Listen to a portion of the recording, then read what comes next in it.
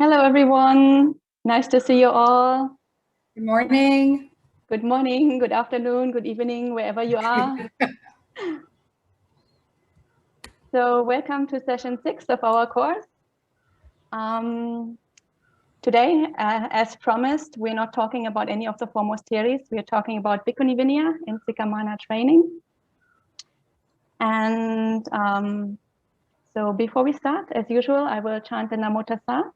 And if you want, you can chant along.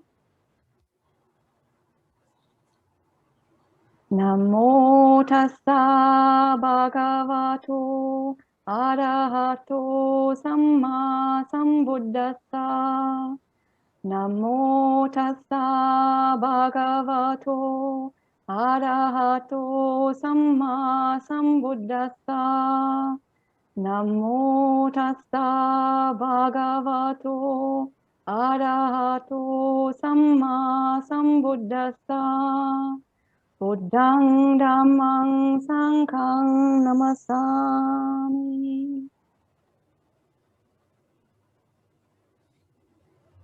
So for today, I have prepared a PowerPoint presentation, not our usual reading material.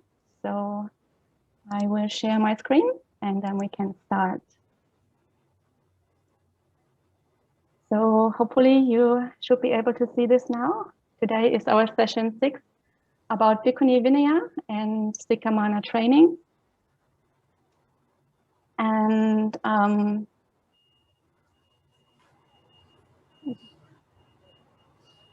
when we talk about Bhikkhunī Vinaya, of course, we're not only talking about the Pali school of Vinaya.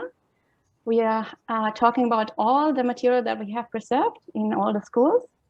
So for the Bhikkhunis, we have material from 7 schools.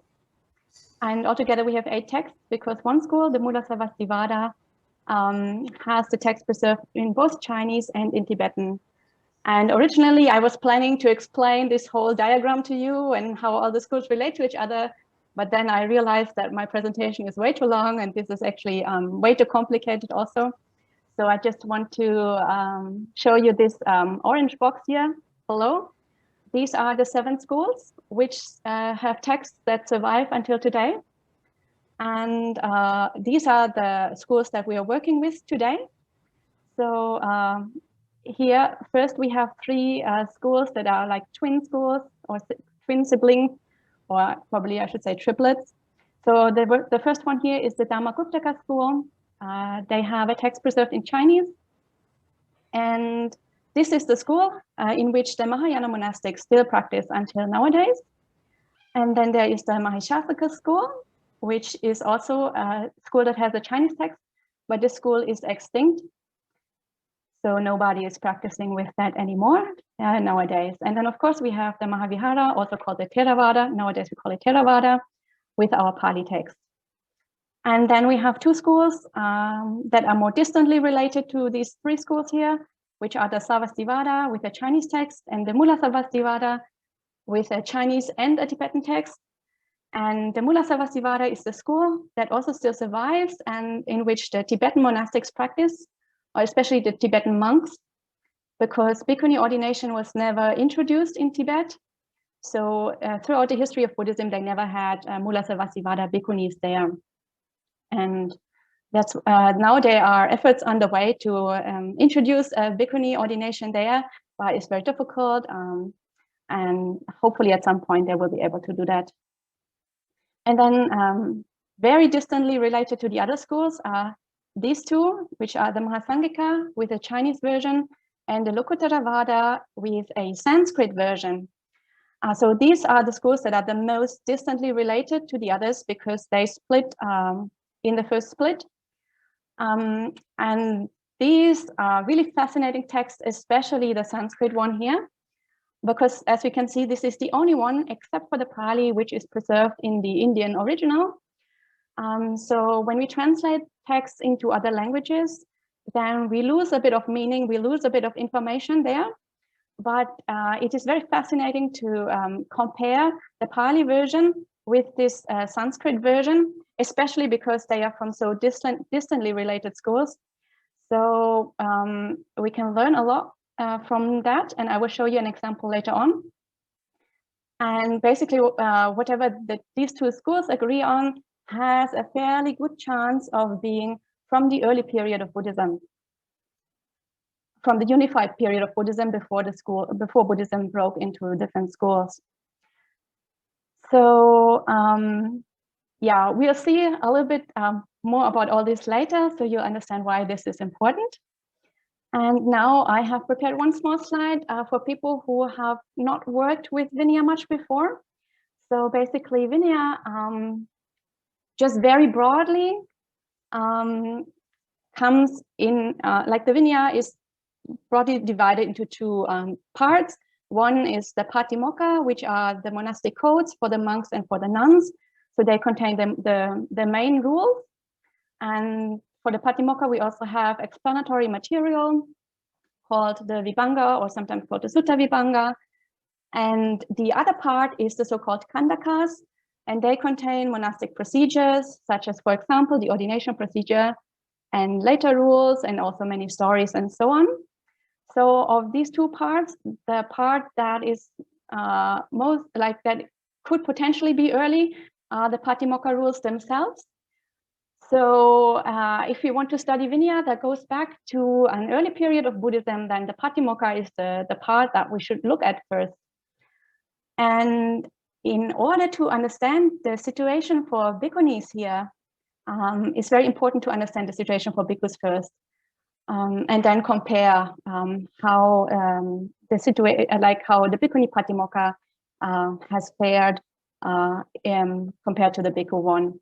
So first of all, before we work with the Bhikkhunī Patimokkha now, I want to show you one slide about the Bhikkhu Patimokkha. And if that looks complicated, then don't worry, it's actually not that complicated, and I will explain it in a bit of detail. So here in the first row, what we have here are the different schools of Buddhism, so the Pali school and then various Chinese versions.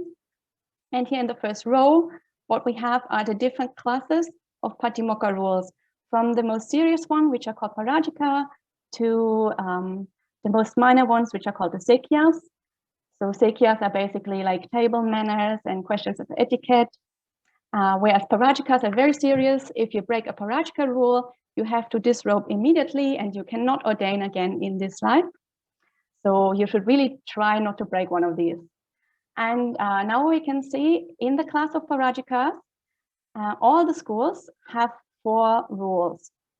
So the numbers agree in all the Patimokkha. And not only the numbers agree, but also the content is the same. So it's the same 4 rules in all of the Patimokkha's. So we can see it's quite well preserved. So that's very good, which points us to the fact that this probably stems from the early period of Buddhism, and very likely even goes back to the Buddha himself, who laid down those rules. And then for the next most serious class of offenses, the sangha disesas, we have 13 in all the schools. For the aniyatas, we have 2. For the nisavyas, we have 30 in all the schools. So we see there's a really, really good correspondence, and not only the numbers agree, but also the content of those rules agree with each other. For the pachityas, the situation is almost perfect, but not quite. So there are between 90 to 92 rules in all the schools. And so there is a minor variance, both in the number and in the content. But overall, for a text that is several millennia old and that was preserved across a vast geographical area, pretty much independent from each other, this is really, really an amazing, amazing correspondence here. For the Patidasaniyas, again, we see that there are 4 in all classes, in all schools. And for the Adhikaranas, we see that there are 7. So if you are a bhikkhu and you want to practice with this Patimokkha, I think you can feel quite reassured that this is actually how the Buddha wanted you to practice, that your rules do go back to the Buddha. And this would, of course, give you a lot of inspiration and a lot of faith in the Buddhist tradition. And the only class of offenses that varies between schools are the so-called Sekhyas, which, as I mentioned, are very minor rules. And they vary from 66 in the Mahasangika tradition to 75 in Pali, and then up to as at least I cannot give a proper number, around 108 here. And the reason why I cannot give a proper number is that even within those schools, we have several texts, and those texts do not agree with each other. So there are plus minus 10 rules, more or less, in those traditions. So we see the Sikhyas are not very well preserved. It's very likely that the Sikhyas were added to at a later time, and that they would have changed over time. And so for the Sikhyas, we can say that they have undergone changes over time. But for the rest of the Bhikkhu Patimokkha, the situation is really pretty ideal. So with that in mind, we can now look at the Bhikkhunī Patimokkha. And this is the exact same table with the exact same schools and the exact same classes of offenses. The only thing I have adapted is the numbers for the Bhikkhunīs. And again, we look at the Parajikas, and we see all the schools have 8 Parajikas, which is good news, because of course, if this is a rule that like if you break it and then you have to disrobe, so clearly you have to be fairly certain what those rules are and what the contents are, and in which cases you would break them, and in which cases it's not an offense.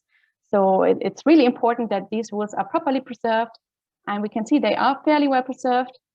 And also the content mostly agrees with each other with minor variances.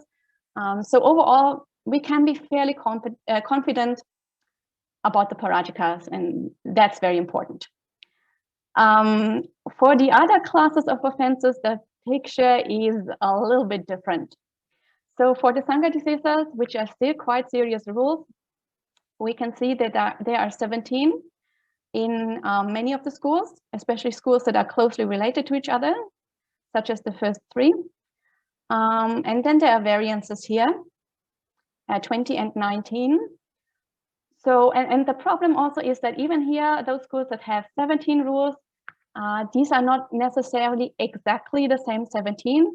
So there are small variances here, even in the contents of those rules. And in 2 weeks, when we talk about the ascetic nuns, I'm planning to have a look at one of the Sangha discourses and compare them across the different schools. So then you can get a taste of like how schools, how one rule or multiple rules could vary between schools. So I will show you an example, just not today. And then Bhikkhunis do not have aniyatas, but they have nisagya pachityas, and we see that there are 30 rules in all schools except for this school, the Mula Samvasivada, which always seems to have more rules than the others. But if you only look at the numbers, that would be highly misleading, because the numbers agree, but the contents do not agree. So as I mentioned a few times before already in previous sessions, Bhikkhunis and bhikkhus share many rules, but then also each group has rules of their own. So in the class of Nisagya Pachityas, Bhikkhunis share about 18 rules with the bhikkhus, plus minus 1 or 2, depending on the school. And so they have about 12 rules of their own. So the rules that are shared with the bhikkhus agree fairly well across the schools.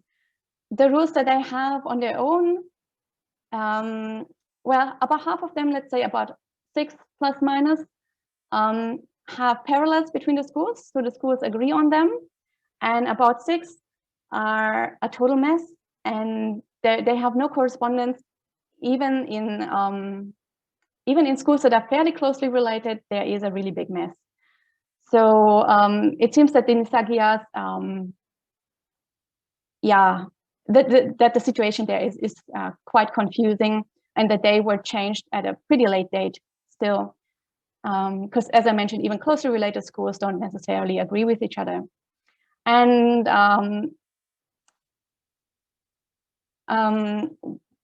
like one reason for that could, for example, be that either people remembered that there should be 30 rules, but they didn't remember which ones. So every school just proliferated on their own until they reached 30 again.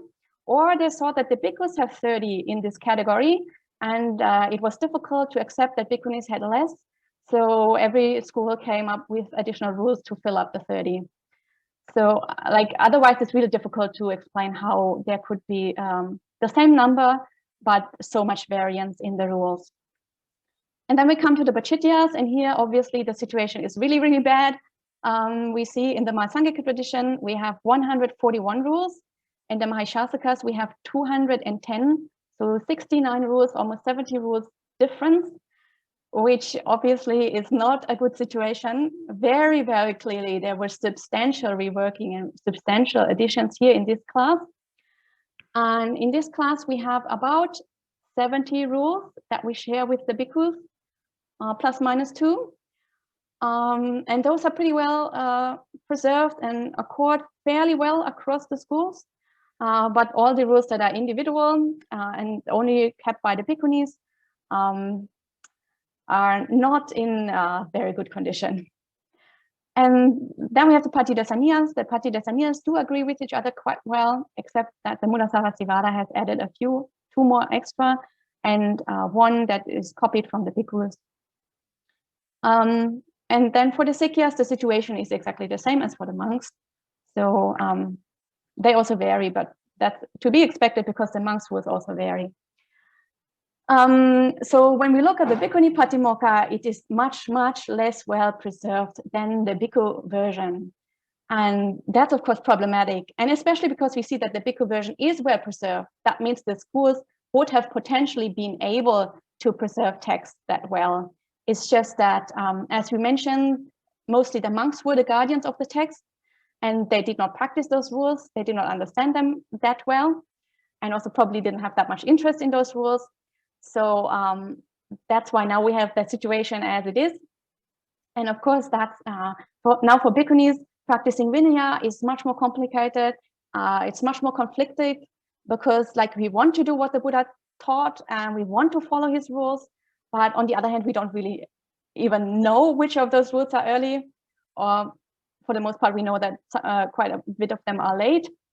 So like we cannot have the same inspiration and the same kind of joy that bhikkhus can find when they practice their Patimokkha. And then sometimes people say, well, you shouldn't worry too much about this because, you know, training rules are there to support your practice. So if you have more rules, then your practice is more supported. So the more rules, the better, basically. But when you actually look at some of these additional rules, they're like total nonsense rules. Like there are some rules about hairstyles when obviously we have a shaven head. And there are rules about body parts that we as women don't even have those body parts. So clearly, like random rules were inserted into our Patimokkha, and nobody thought even like for 1 minute about what was going on. Otherwise, these crazy rules would never have ended up in our Patimokkha. So yeah, it's kind of a little bit like as bhikkhunis, we have a much more complicated relationship with our Patimokkha than the monks can have. So I wanted to show you this as a general introduction to Bhikkhuni Vinaya, just to show you to what extent the Bhikkhuni Vinaya has undergone changes at a later time. So we really cannot assume that any part of the Bhikkhuni Vinaya is actually early, not even the Patimokkha. So that is something that we should keep in mind.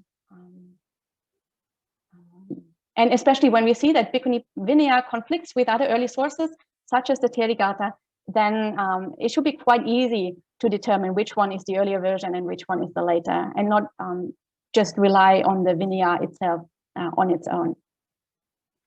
And now I want to talk with you about Sikkhamānā training. As you mentioned, that there is a special interest. Some people have asked questions about it. But in order to talk about Sikkhamānā training, we also have to talk about Bhikkhuni ordination, because the two topics are very closely related to each other. And of course, Sikkhamānā training is a preparatory step for Bhikkhuni ordination. So it's important to look at both of them together. And the first point here is just to recap, we've mentioned this quite a few times before, there is no mention of dual ordination in any of the early texts. And also in quite a few of the later texts, even commentarial texts, we get the impression that bhikkhunis did their ordinations by themselves without the involvement of bhikkhus.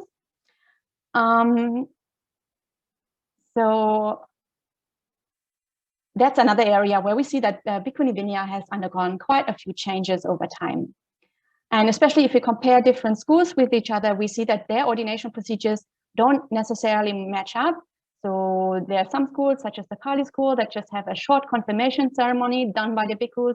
And there are other schools that reduplicate the entire ordination ceremony once by the nuns and then once again the complete thing by the monks, to varying degrees of completeness. Like that reduplication is in various degrees of completeness. So we really see a development over time when we compare the Vinayas, the different Vinayas of the different schools. And interestingly, in the Patimokkha's, there is only one rule for the monks. But in the nuns' Patimokkha, we have more than 20 rules for nuns, including one rule that is a sangha disesa, so a fairly serious kind of offense. And I put 20 plus instead of an exact number because, again, it varies between schools. In the Pali, we have 24. In other schools, we have a few more or a few less. And one reason why we have so many more is that there's a general tendency in the Bhikkhunī Vinaya to proliferate rules, as we have seen. But another thing is also that for bhikkhus, there is one pathway to full ordination. Basically, in the early times, it was like if you are below 20, you're ordained as a samanera, a male novice. And if you're above 20 years old, then you will be ordained as a full bhikkhu. But for bhikkhunis, the situation is much more complex. We have different pathways, depending on whether the candidate was married before or is a maiden.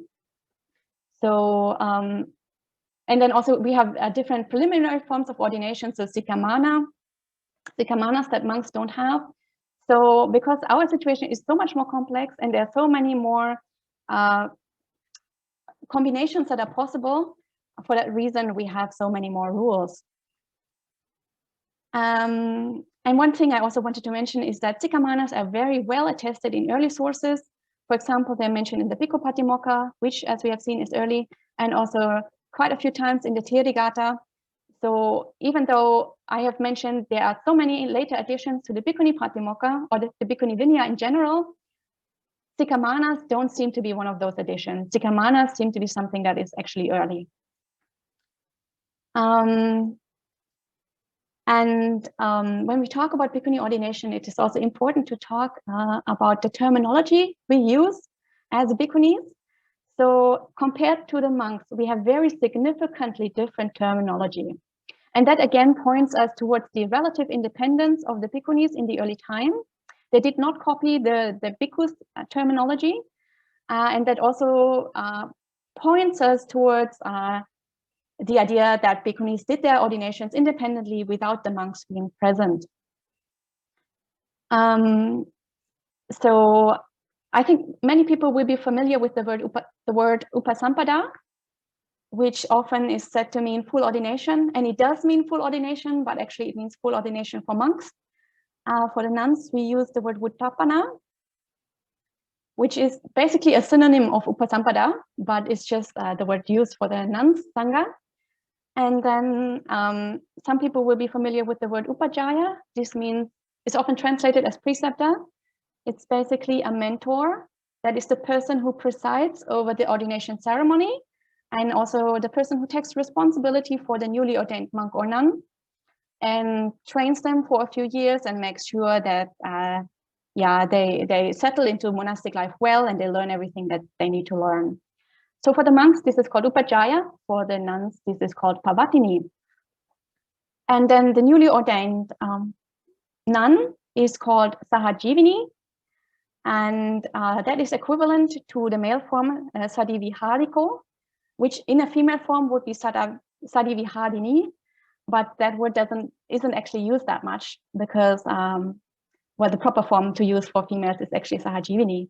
And then of course we have the word Sikkhamānā that the monks don't have, because this is an ordination form that the monks don't have.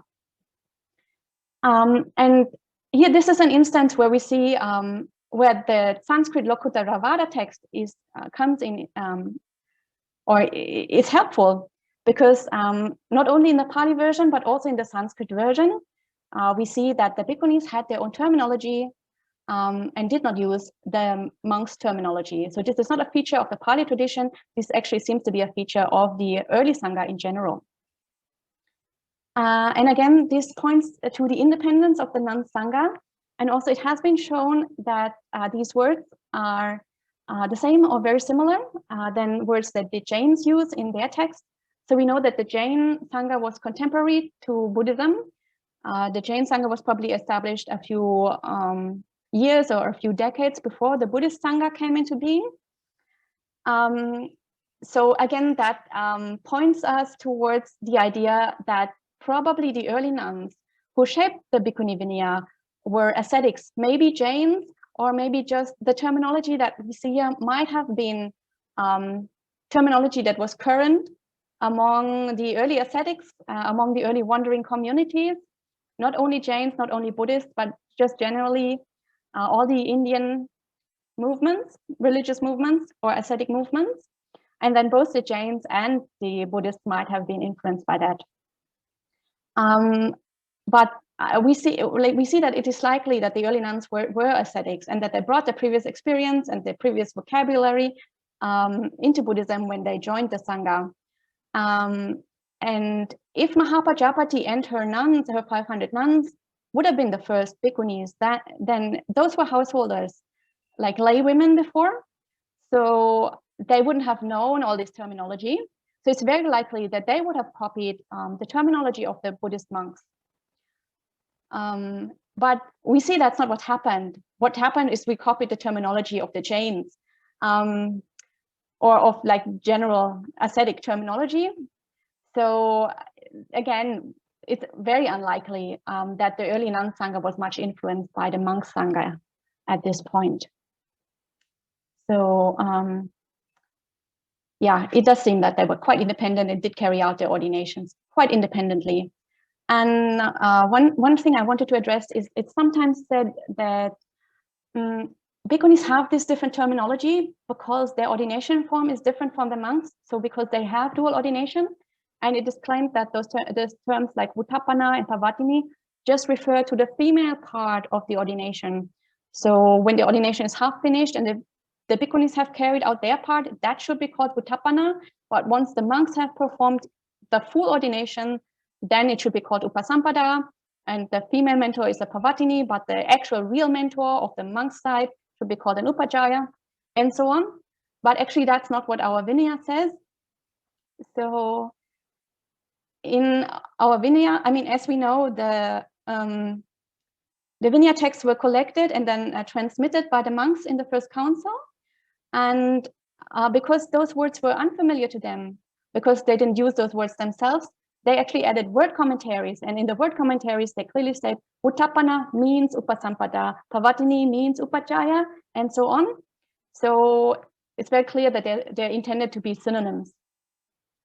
And that the early Sangha understood this to be synonyms and not preliminary forms and then later forms of the ordination ceremony. And yes, here I have prepared a slide for you about the difference between Sikkhamānās and Samaneris, because there were questions. I remember there was a question, is a Samaneri or is a Sikkhamānā the same as an Anagarika? So no, Sikkhamānās are actual members of the Sangha, and Anagarikas obviously are considered lay people, and Sikkhamānās and Samaneris also are not the same. So Samaneris, so female novices, and Samaneras, male novices, these are ordinations that were originally intended for children.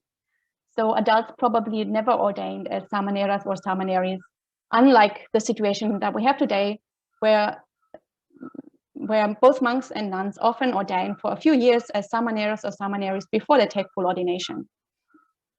And the reason, like one of the ways how we can know that these are ordinations for children is the name itself. So Samaneri is a diminutive form of the word Samani. And the word Samanera comes from the word Samana. So it means a small Samana or a small Samani. And of course, samana means ascetic. I think most people are familiar with the word. And samani means female ascetic. So these are children ascetics. So from the word itself, we already know this was intended for children or for teenagers. And samaneris keep the 10 rules, and their ordination is carried out by one fully ordained monastic. So a bhikkhunī can ordain a male samanera, and a bhikkhu can ordain a female samaneri. It's possible to do this cross-gender. It's not recommended, but if you do it, then the ordination is fully valid. So there isn't really a problem with cross-gender ordination here. For a Sikkhamānā, the situation is different. She has a higher status than a samaneri and a samanera. So she has a higher status than a male novice also. In most schools, she keeps 6 rules. In those schools where she doesn't keep 6 rules, she keeps multiples of 6. So 12 or 18 rules, which again points us to the fact that probably that was a proliferation, and probably 6 rules might have been the early version, if there was an early version at all. We're going to have a look at these rules because we've talked about this before. Of course, now this is very confusing because samaneris keep 10 rules, Sikkhamānās keep 6 rules. So what's going on here? We're going to look at the rules and see if we can make sense of that. And Sikkhamānā ordination is carried out by a full sangha or fully ordained bhikkhunīs. So this cannot be carried out by monks, and it also cannot be carried out by one individual monastic. And it's intended as a preparation period for full ordination. So in a small way, this mimics the way that bhikkhunī ordination would have been done in the early times by bhikkhunīs alone. And so a Sikkhamānā is already accepted by a full sangha. So she has more connection with the sangha. She has people to turn to if anything happens to a preceptor. She has other people who already have a relationship with her who she can turn to. So this is basically an additional layer to almost be a bhikkhunī already, but not quite yet. And oops, this is a slide where I have collected a few open questions about Sikkhamānās. Of course, there are many, many more open questions about Sikkhamānās, and we're not going to mention, we're not going to answer them all, but just to talk about the gray areas where we don't really know much about Sikkhamānās. So the first thing I've already mentioned, what are the rules? We are going to look at that in a minute and see if we can find an explanation that does make sense of the situation. Then there's also the question, in the early times, did everybody take Sikkhamānā ordination? And there are reasons to think why that wasn't the case. So in the developed Vinayas as we have them today, which obviously changed over time, Sikkhamānā training is mandatory for everybody who wants to take bhikkhunī ordination.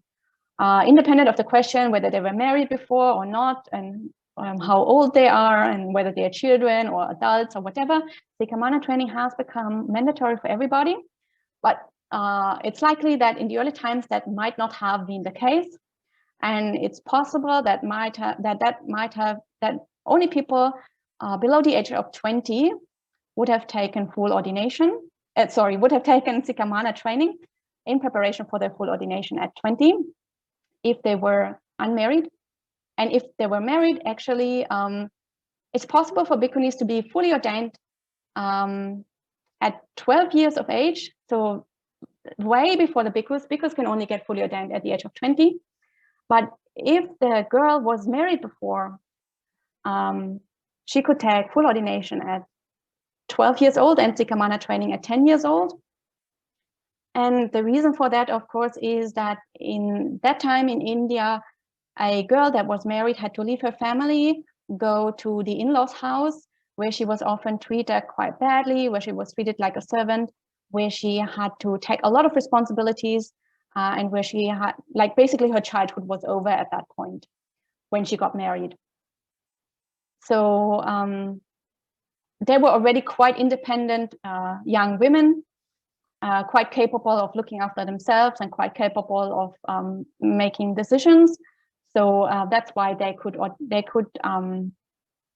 gain a full ordination at a pretty early stage at 12 years old. And then another question that comes up: did all Sikkhamānās train for 2 years, or was the training period previously different, or was there a fixed training period at all? So nowadays the training period is 2 years, but there's really no hint in the early sources that was the case for everybody back then. And then the last open question I wanted to mention is that there is a very persistent belief, and also attested in several of the Vinayas, that the reason why a Sikkhamānā has a higher status than a Samaneri, but yet keeps less rules, is that they have to keep the rules much more strictly. So for Samaneris and also for Bhikkhunīs, for most of the rules, if we break them, we just confess them, and then we start, and then I mean, there's no real consequence other than that we confess it. But for Sikkhamānās, they would have to keep the rules completely unbroken for 2 years, and if they break one, then the 2-year period starts again. So that's one way to make sense of the 6 versus 10 rules question. But to me, that doesn't make sense at all, because even as Bhikkhunīs, as I mentioned, we don't have to keep the rules unbroken. If we break one, we just confess and move on. So to expect this of a Sikkhamānā who might have been a child or might have been a teenager, or in any case would have been a very new member of the sangha, it's just unreasonable to expect them to keep rules to a standard that nobody else keeps. So to me, that's not really a good explanation to make sense of the Sikkhamānā situation. So now we're going to have a look at the 6 rules, or the however many rules, 12, 18 rules.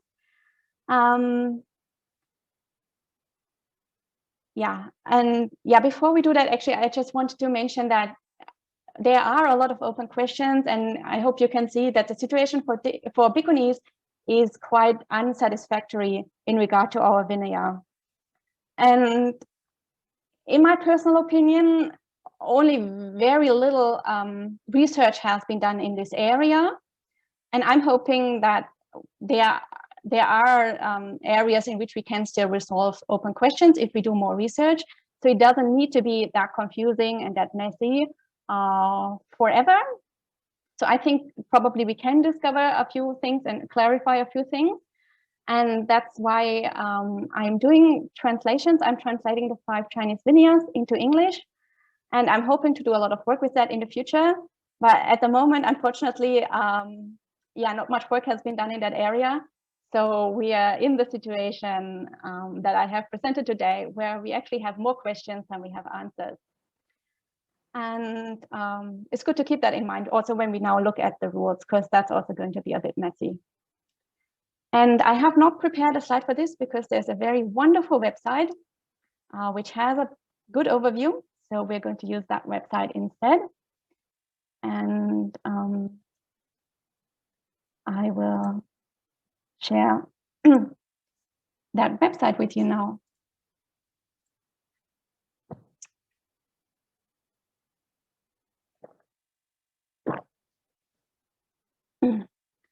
So hopefully you're able to see this website now. This is a really great website that was designed by Bhante Sujato and his team back in the day when he was the abbot at Plantim Forest Monastery in Australia. And they did a lot of research into the Sikkhamānā questions. And he had nuns on his team who did speak Chinese. So they did compare all the existing Vinayas, I think, except for the Tibetan version.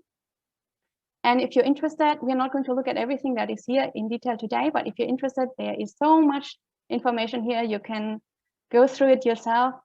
Questions about the 2-year training, many comparative issues, the request for training, so the Sikkhamānā ordination, the question of maiden or married, like who did ordain a Sikkhamānā, and so on. So there's a lot of information here.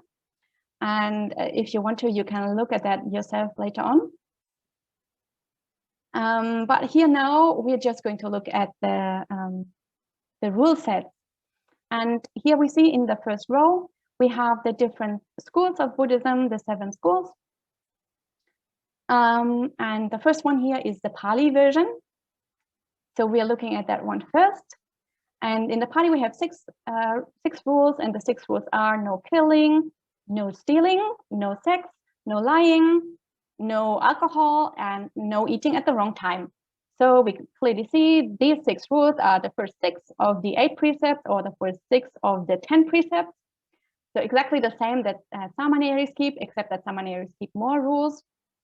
So in the Pali version of these rules, it clearly doesn't make sense. Very difficult to reconcile anything here. So yeah, of all these schools, there's only one school, in my personal opinion, only one school that makes sense. But that doesn't mean that that school is early. But we'll see that in a minute. Now we are looking at the Mahishasaka version and the Dhammaguptaka version, because these schools are very closely related to the Pali. In the Mahishasaka version, the precepts are no killing, no stealing, no sex, no lying, no drinking alcohol, and no eating at the wrong time. So exactly the same as the Pali. And in the Dhammaguptaka version, there is no sex, no stealing something of a certain value, no killing human beings, no lying about personal attainments, no drinking alcohol, and no eating at the wrong time. So we see it's fairly similar, except that those 4 rules have been upgraded to a somewhat stricter standard, a more narrow standard. And these are, of course, for people who know Vinaya, these are, of course, the first 4 Parajika rules. But generally, very, very similar topics here. So we might think, oh, 3 schools agree with each other, so this must probably be early. But if you think that, then that would be misleading to think like this, because this is one of the instances where it's very important to know how the schools relate to each other, and which schools developed from which parent schools. And as I mentioned, these 3 schools are very closely related. They're almost like twin sisters or like triplets. The reason why they agree is that they have the same parent school, and probably these rule sets were developed before they broke apart from their parent school. But their parent school doesn't agree with any of the other schools, so we know that this is not from an early time. So what would be helpful is if those schools would agree with the Mahasangika school, because the Mahasangika school broke off in the first split. So theoretically, everything that they share should be from an early period of time. So now we look at the Mahasangika and see how that goes. And the Mahasangika has 18 rules.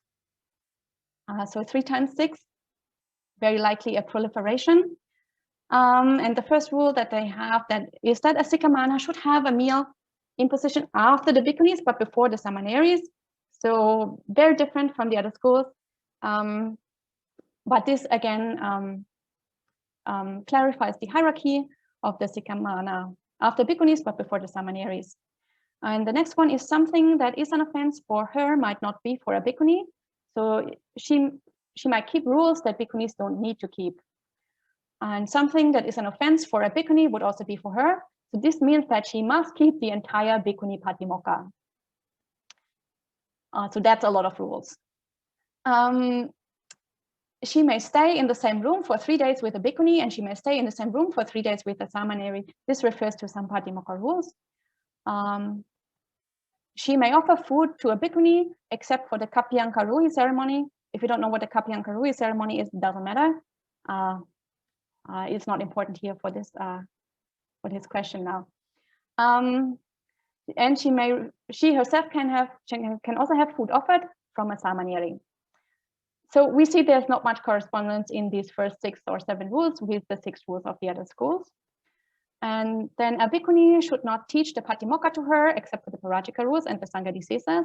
So just now we saw that she needs to keep the entire Patimokkha, but a Bhikkhunī is not allowed to teach her, so clearly the rules are internally inconsistent in this school. But a Bhikkhunī should teach her no sex, no stealing, and no killing of human beings. And she cannot attend the Uposatha and the Pavarana ceremony, of course, nobody who is not fully ordained can attend those ceremonies, so that's clear anyway. And then if she has committed any of the last 4 parajika offenses, she should renew the training precepts on that same day. So as you might remember, bhikkhunis have 8 parajikas, and if she breaks the last 4, one of the last 4, here we find the idea that she needs to renew the training again. So start her 2-year period over. But we see not for just any random break of any random rule, only if she breaks a parajika rule. So of course, parajikas are the rules that force a bhikkhuni to disrobe immediately. So these are really serious rules. So that's kind of justifiable to keep them quite strictly. And for the others, if she committed any other offense down from the 19 sangha discourses, then it's a very minor offense called adukata. And here the last 5 rules are 5 pretty random things: not eating at the wrong time, not eating food that was stored overnight, not accepting money, not drinking alcohol, and no adornment with fragrant flowers. Yeah, so we see the rules are internally inconsistent and a little bit hard to make sense of, and not much correspondence with the other schools. Now we're looking at the Mula Sarvastivada. This is a school that has 12 rules. So again, a multiple of 6, and is actually subdivided into 6 dhammas and 6 anudhammas. So very clearly we see how the original number of 6 is still preserved and was then reduplicated. And this school also has very different rules. The first one is no walking alone, no crossing a river alone, no touching a man's body, no staying with a man, no acting as a matchmaker, and no concealing of bhikkhuni parajika offenses. So for people who are familiar with the Bhikkhunī Vinaya, they might recognize most of these rules. So we find these in the Bhikkhunī Patimokkha, but in various classes of offenses. Some of these are parajikas, some of these are sangha discourses, and some of these are pachityas. So pretty random assortment of rules here. And then for the other 6 rules is no handling money, no shaving the hair of the private parts, no digging, no destroying plants, no taking food that is not given. So these are 5 pachitya rules. And the last one is no eating food that has been touched. So this isn't even a rule in Patimokkha. This is a later development of the rule about offering food. So that is found in several schools, this idea that you can't eat food that has been touched. But because that is a later development and not actually found in any of the Patimokkha's, we kind of know that this rule set also must be late, otherwise that rule couldn't be here. And again, there's very few overlap with the other schools. And now finally, we come to the Sarvastivada school, which in my opinion is the only school that managed to come up with a set of rules that makes at least a bit of sense. But I don't think that means that that this is early. I just think that this means that some people gave it some thought before they came up with the rules. So in the Sarvastivada tradition, we again have 6 precepts. And actually here in this list, the list isn't quite accurate. I don't know why they wrote it like this. So the first 4 rules are no sex, no stealing anything of a value of more than 5 coins, no killing human beings, and no lying about the personal attainments. So again, these are the 4 parajika rules, the first 4 of the parajika rules. And then the other 2 are with a lustful mind, no physical contact with a lustful man, and not to do the 8 kinds of misconduct with a man. So again, for people who know about Bhikkhunī Vinaya a little bit, you recognize that these are again 2 more of the parajika rules. So Bhikkhunis have 8 parajikas, 6 of them are found here in this list for Sikkhamānās. And now, of course, it starts to make sense why these rules should be kept unbroken, because obviously as a bhikkhuni, if you break a parajika, you have to disrobe and you cannot ordain again in this very life. So it makes sense that you have a training period where you try out whether or not you can keep those rules. And if you break one, then you don't have to immediately disrobe, so your chance isn't completely lost, but you can just start over your training and try again. So if you have actual parajika rules, which are actual rules that everybody, like all bhikkhunīs, have to keep unbroken. If you have those kind of rules as the 6 rules, then it does make sense why they need to be kept unbroken, and why a Sikkhamānā should have a higher status than a samaneri. And it's also kind of likely that in the early period of time, it's possible that Sikkhamānās might have also kept the samaneri rules on top of this. So it's possible that they did keep samaneri rules as well. So now we've had an overview over the Sikkhamānā precepts. I hope you have seen that the situation is complex. It's not very easy to know what the early situation was. In my personal opinion, it is quite possible that there were no additional rules for Sikkhamānās in the early period of time. So the idea of 6 rules might have come up later, which is why there is almost no correspondence between schools. And it's quite possible that Sikkhamānās would have just been an upgrade from samaneri, so that they would have kept samaneri rules, but they would have already, through their ordination, have gotten that connection to the wider sangha, because as I mentioned, their ordination was done by a full sangha of bhikkhunīs. So it might just have been an encouragement for them that the full sangha accepts them and is committed to giving them full ordination in due time, and just to to encourage them and to show them that the sangha cares about them. So I think this is one possible ordination for why the situation is as complex as it is. And on that note, I am going to finish the presentation today. I see I've already gone a little bit over time, but I hope that's okay. And now if you have any questions or comments, please feel free to ask. Yes, Vanessa, I see you raised your hand. Yes, hi, thank you. Hi. Hi. Sorry, I had to keep turning off my video. People keep knocking on my door. I have a question. So I have a lot of thoughts about what you're saying. I think you're making, my cat's, sorry about my cat. You're making a really extensive argument that, again, I want to say, I think you should write about questioning how strongly we uphold the Bhikkhunī Vinaya. So I think that's like you're just kind of, you're laying it out over and over again. So I think this is really interesting what you're doing. I have a technical question. I'm not good at Vinaya, but my understanding is that there's a strong argument in scholarship that the Pali Vinaya may have been produced in Sri Lanka. And that when you study the Pali Vinaya in its context and compare it to something like the Mahasangika, it may be that it's locally produced, which is why it might be so different. So I don't know what the history is of the Mahasangika, but a lot of those, I've never looked at this the way you just showed, but a lot of those rules seem to me to be very Brahmanical, very caste aware, hierarchically aware. And so I'm wondering if there's a kind of, if part of the difference between these traditions is where they're produced and what they're responding to, which may also help your argument. If we can identify the Mahasangika as a North Indian and sustain the argument that Pali is a Sri Lankan production, then that also can help your case, I think. So you think that the Pali version has Brahminical influence, or that the Mahasangika? No, I think the Pali version is not Brahminical. I think that one is, and so the argument of people who work on Vinaya in scholarship have repeatedly made the case that the Pali Vinaya is probably got origins of it, obviously North Indian, but that it was mostly produced in Sri Lanka because it doesn't seem to resonate with a North Indian worldview.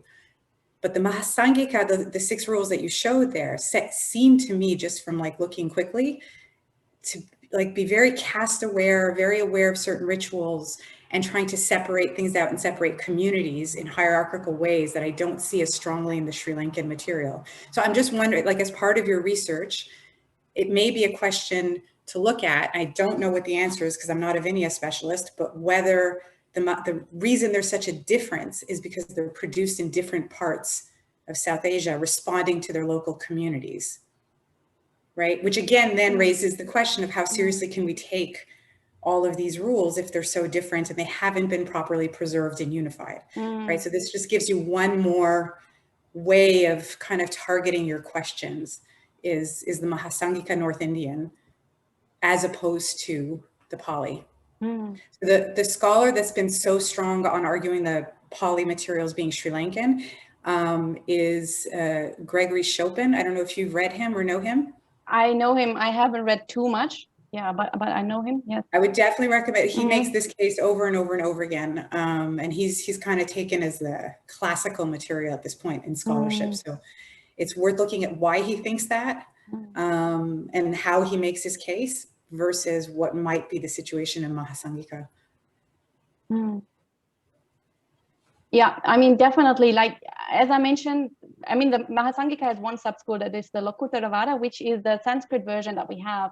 Right. And definitely when we compare the Sanskrit with the Pali, we can see that they have developed in very different directions, especially in the rule explanations. And yeah, it's very, like, yeah, I also noticed that they seem to have some influences from Brahminical traditions or from societies that were just very different. Well, they're interested in different things, right? Like that's what's so interesting. The Mahasangika is so different. They're not interested in the same stuff. So then the question is, why are they interested in these things? Why is this what's bothering them? This is what makes a Shramaneri or a Sikkhamānā. Why does that bother them? Yeah. That they have to separate them out and that they're not interested in the precepts as much, right? So there's something they're trying to accomplish, which means that they're responding to something in their context that the others weren't. Yeah. Right. So if we get away from this is all Buddha Vachana and we go to how are these rules produced, those are the kinds of questions that I would ask about that group, and that gives you your argument a bit more. Okay, thank you. Thank you very much.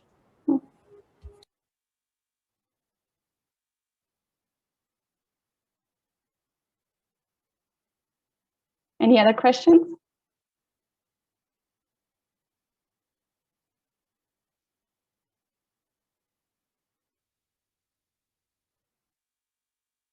Okay, okay, Gillian? I know very little about the bhikkhu Patimokkha, but how different are the rules between the equivalent schools for the men? So did you come in a little bit late? Maybe you missed the slide, I think. I did, yes. I apologize. Yes, no problem. I will just show you the slide again. I'll go and look at the beginning of the recording. It's okay. No, it's okay. No problem. Thank you. So did you see this slide, Gillian? Yes. When you look at this slide? Yeah. Yes, but I didn't hear your introduction to it. So maybe Yeah, so we have another slide. Right. This is the bhikkhu slide. No, I didn't see the bhikkhu slide at all. So you see the bhikkhu slide is really, there's a really amazing correspondence in all the schools. The only class that seems to be much later is the Sakyas. Right. So yeah, for the bhikkhus, the situation is very, very different from the bhikkhunis, which makes the bhikkhuni situation so disappointing, because obviously the tradition would have been able to preserve things properly, but they just weren't that much interested in the bhikkhuni stuff. Yeah. Right, I'm with you. Thank you. Yeah.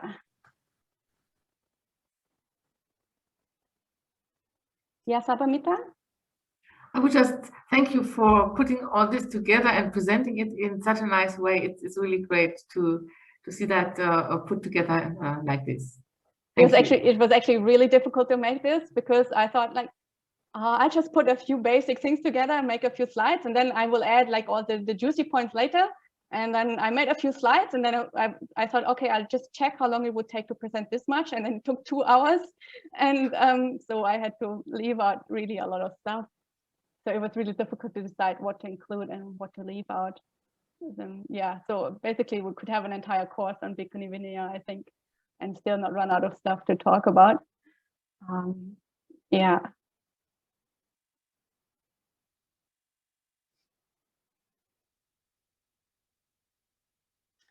Okay, if there are no further questions, I think we can finish for today. And next time we will continue as usual with our foremost Therīs, and I think next time will be Patachara. So hopefully that should be interesting.